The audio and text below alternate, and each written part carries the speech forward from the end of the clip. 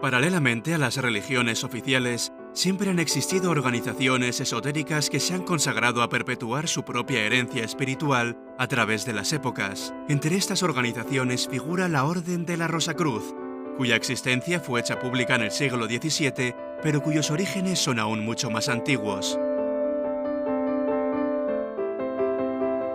Una mañana del año 1623, los parisinos fueron interpelados por misteriosos carteles pegados en las calles de París.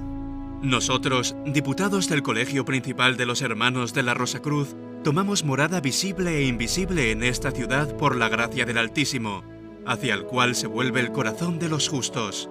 Mostramos y enseñamos, sin libros ni señales, a hablar toda clase de lenguas de los países en los que deseamos permanecer para sacar a los hombres, nuestros semejantes, del error mortal.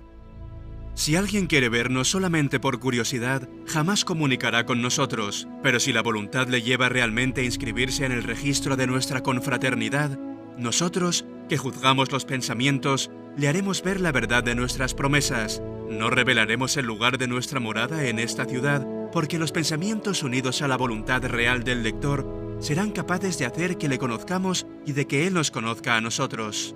Estos carteles se referían pues a una misteriosa fraternidad, a una sociedad secreta, la de los Rosacruces. No era la primera vez que esta fraternidad daba de qué hablar.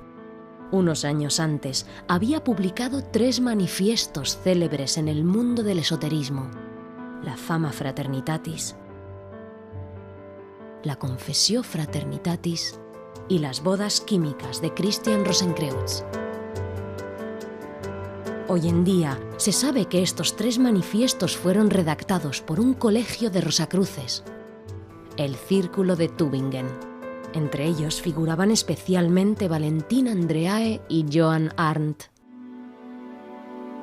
Todos ellos eran apasionados del hermetismo, la alquimia y la cábala.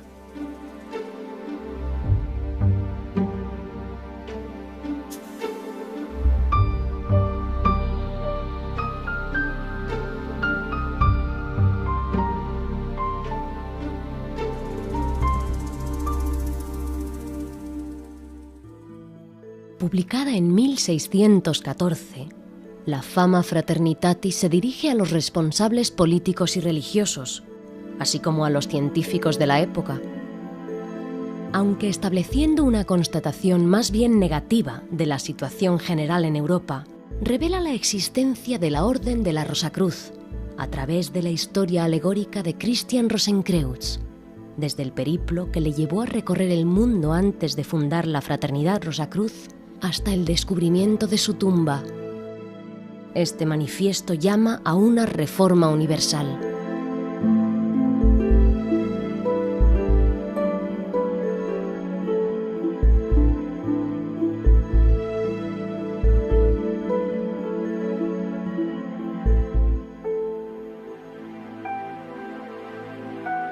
La Confessio Fraternitatis fue publicada en 1615.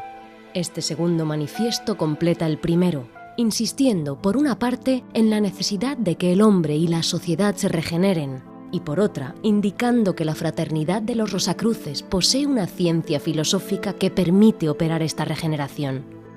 Se dirige ante todo a los buscadores deseosos de participar en los trabajos de la orden y de obrar por la felicidad de la humanidad. El aspecto profético de este texto intrigó mucho a los eruditos de la época. Publicada en 1616, Las bodas químicas de Christian Rosenkreutz, en un estilo bastante diferente de los 2 primeros manifiestos, relata un periplo iniciático que representa la búsqueda de la iluminación. Este periplo de 7 días se desarrolla en gran parte en un misterioso castillo, donde deben celebrarse las bodas de un rey y una reina. En términos simbólicos, las bodas químicas relatan el recorrido espiritual que conduce a todo iniciado a realizar la unión entre su alma, la esposa, y Dios, el esposo. Como han puesto de relieve historiadores, pensadores y filósofos, la publicación de los 3 manifiestos rosacruces no fue ni anodina ni inoportuna. Se produjo en una época en la que Europa atravesaba una crisis existencial muy importante, Estaba dividida políticamente y se desgarraba en conflictos de intereses económicos. Las guerras de religión sembraban la desgracia y la desolación en las familias. La ciencia alcanzaba un gran desarrollo y adoptaba una orientación materialista. Las condiciones de vida eran miserables para la mayoría de la gente. Solo una élite sabía leer y escribir. Los Rosacruces salían pues de su silencio para hacer un llamamiento hacia el humanismo y la espiritualidad. Para resumir el ideal que animaba a los Rosacruces del siglo XVII, se puede citar a Comenius, considerado hoy en día como el padre espiritual de la UNESCO. Queremos que todos los seres humanos, en su conjunto o individualmente, jóvenes o viejos, ricos o pobres, nobles o plebeyos, hombres o mujeres, pueden instruirse plenamente y convertirse en seres completos. Queremos que se instruyan y formen perfectamente, no solo en tal o cual punto, sino igualmente en todo lo que permite al hombre realizar íntegramente su esencia. Aprender a conocer la verdad, a no ser engañado con falsos pretextos, a amar el bien y a no ser seducido por el mal, a hacer lo que se debe hacer y a guardarse lo que hay que evitar, a hablar sabiamente de todo con todo el mundo. Por último, a tratar siempre las cosas, a los hombres y a Dios, con prudencia y no a la ligera, y a no apartarse jamás de su meta, la felicidad. Si bien es un hecho que los orígenes históricos de la Rosacruz se sitúan en el siglo XVII, su herencia tradicional parece mucho más antigua. Algunos historiadores del esoterismo lo hacen remontar al antiguo Egipto, a la época de Amenhotep IV, más conocido bajo el nombre de Akenatón, que fue el primero en instaurar el monoteísmo en Egipto. Como lo confirman la mayoría de los egiptólogos, existían en esta época escuelas de misterios, es decir, escuelas en las cuales se estudiaban los misterios del universo, de la naturaleza y del hombre mismo. Este estudio dio origen a una gnosis, un conocimiento secreto que se habría perpetuado a través de los siglos. De Egipto, la antigua sabiduría habría pasado a la Grecia antigua por intermedio de los pitagóricos, después a la antigua Roma a través de los neoplatónicos. Los alquimistas de la Edad Media la habrían heredado y la habrían transmitido finalmente a los Rosacruces del siglo XVII. En uno de sus libros, Michael Mayer, que formaba parte de la fraternidad Rosacruz de la época, escribió además: Nuestros orígenes son egipcios, brahmánicos, procedentes de los misterios de Eleusis y de Samotracia, de los magos de Persia, de los pitagóricos y de los árabes.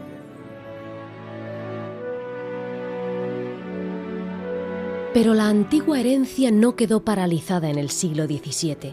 Se perpetuó en los siglos siguientes y dio origen a varios movimientos rosacruces. En el siglo XVIII, el más importante fue conocido bajo el nombre de Orden de la Rosacruz de Oro del Antiguo Sistema, que contó con miembros ilustres, entre ellos el príncipe Federico Guillermo y el duque Ferdinand de Brunswick, a los que se debe la publicación del libro Símbolos secretos de los Rosacruces de los siglos XVI y XVII. Este movimiento Rosacruz se interesaba sobre todo en la alquimia y en el hermetismo.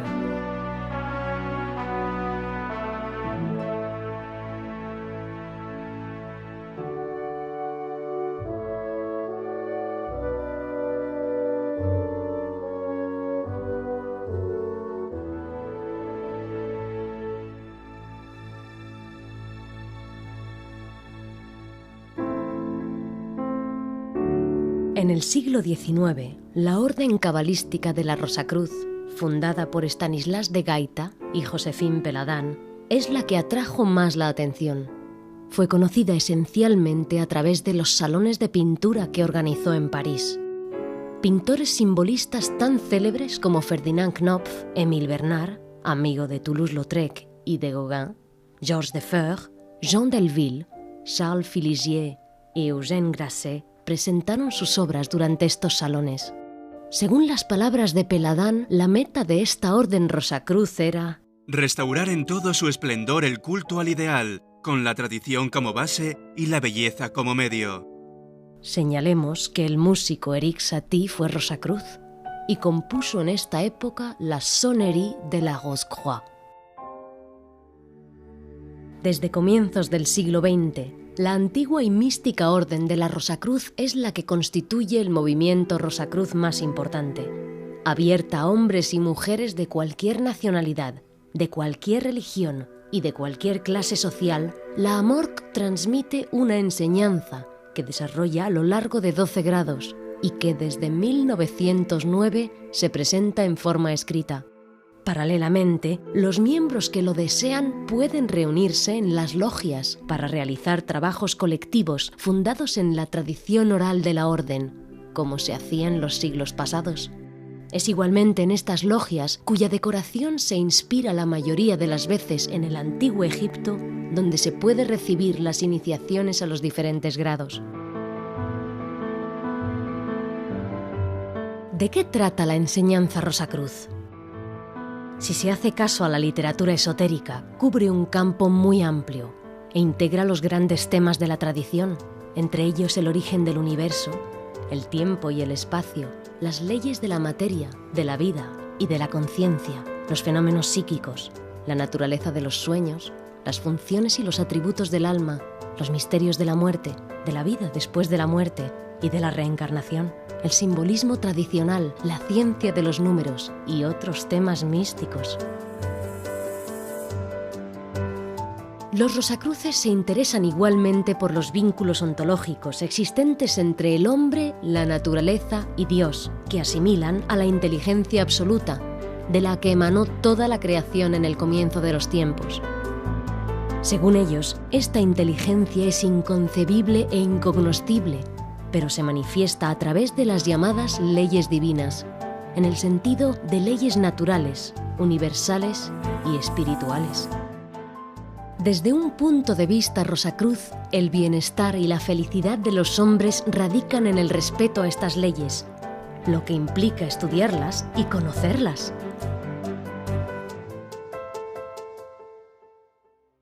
Paralelamente a la enseñanza que le es propia, la Orden de la Rosacruz preconiza una filosofía fundada en la alquimia espiritual.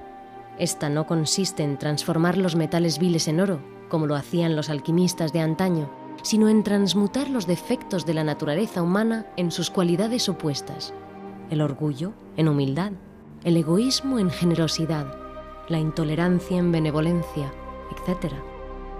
Como aplicación de este principio, los Rosacruces trabajan en su perfeccionamiento y se esfuerzan por ser mejores en su comportamiento. De aquí el simbolismo tradicional del caballero Rosacruz. De manera general, piensan que si existe el mal en la tierra, es porque los hombres se complacen en sus debilidades y no aspiran suficientemente al bien. El humanismo Rosacruz consiste, pues, en mejorar el mundo, mejorándose a sí mismo.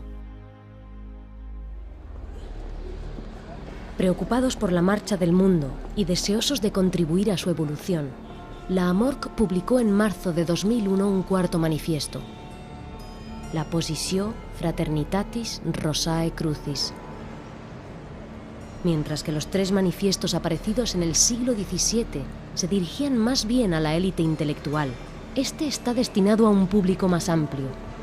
De manera general, constata la situación de la humanidad, situación que los Rosacruces consideran muy preocupante.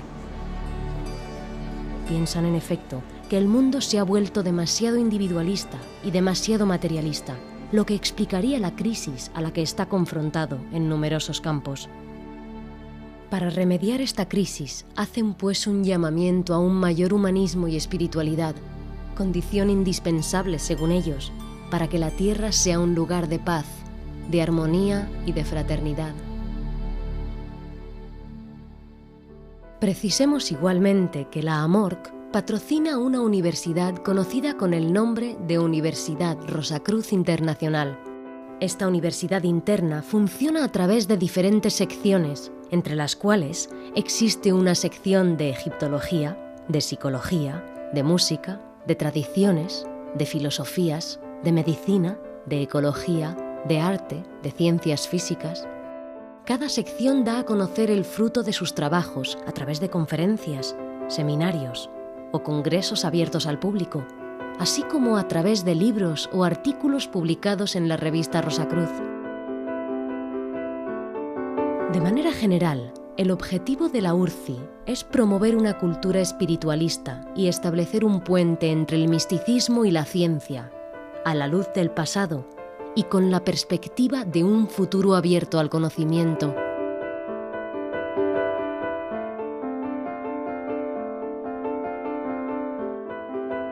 ¿Quién, pues, ha unido la rosa a la cruz? Escribió Goethe.